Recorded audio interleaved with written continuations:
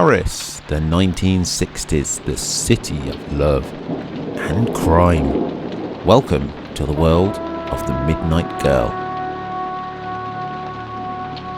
Hey guys, and welcome to YakWaxLips. My name is Michael, your point and click adventurer, and today we're stealing a look at Midnight Girl from Italic. But before we uncover this mystery, I only create adventure game videos, so if you love to point and click, please do so over the like, hit subscribe for more, and turn on the bell so you don't miss any of my videos. The 1960s are the backdrop for the stylish mystery Midnight Girl from Italic. Monique, the Midnight Girl in question, seems to have been caught up with the wrong people, living out her young life as a cat burglar in Paris, and unfortunately now stuck in a jail cell. With no clear path in life, she needs a guide, a father figure. Enter the mysterious Night Owl. Not only is this man taking Monique under his wing, he also happens to be the world's best safe cracker, and he needs a sidekick. Together, Monique and Night Owl must navigate Parisian tunnels, break into impenetrable manor houses, and trick people into trusting them with their secrets. All in the name of stealing a priceless jewel. Monique is pretty impressionable, and it doesn't take long for her to casually accept the invitation of the Night Owl. There's always the feeling that she knows she's probably being taken for a ride and she'll end up in a prickly situation, but with her past still raw, it's all she's really got. The story is set up with Monique living in a small apartment, unable to pay the rent, and actively about to go on the hunt for her absent father. We're introduced to a fairly simple game mechanic, as the items we can interact with highlight as we approach them, with either an eye to look at, a hand to pick up or open, or an arrow to show me where we can walk. There's only a handful of items and hotspots in each room, with very little in the way of inventory. The gameplay matches the aesthetic of the game, sleek and streamlined. You control Monique with the mouse and only use the left mouse button. You can double click, which makes her run, which is always good. So first we have to fix an antenna so a TV can work, and we do this by running up and down flights of stairs in her apartment block, entering several rooms to collect items, unlock doors, etc. And yeah, we eventually fix the TV. It's very evident what we need to do, and it's about doing it in the right order to solve a problem to move on to the next chapter. The puzzles in the game are simple. In fact, they are so simple that at times it's almost an afterthought. You won't be scratching your head thinking outside of the box about inventory items at any point, and there's no inventory combinations to do either.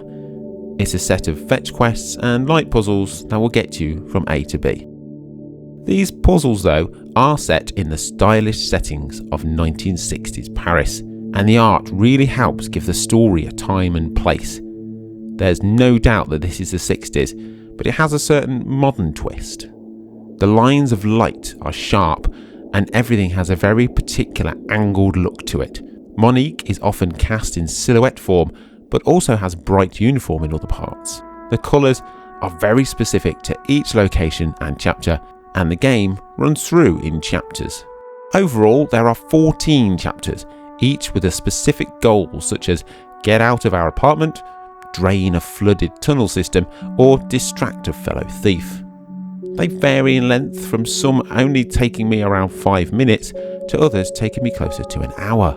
After player feedback, there is now an autosave every 5 minutes or so, or until you've accomplished certain tasks in each chapter.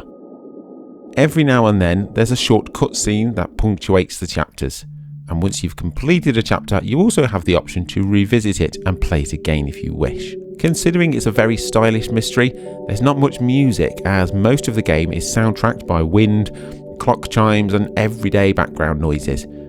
I quite like this minimalist approach, to be honest, and what music there is, it definitely harks back to the 60s in Paris, and is done well with moody jazz taking charge mostly. I quite like Monique and also the Night Owl. We don't get to know much about him, even though the plot kind of revolves around them getting to know each other. There's a subplot about former sidekicks that the Night Owl had and the hunt for a jewel, but really, Midnight Girl is all about showcasing the striking and stylish art.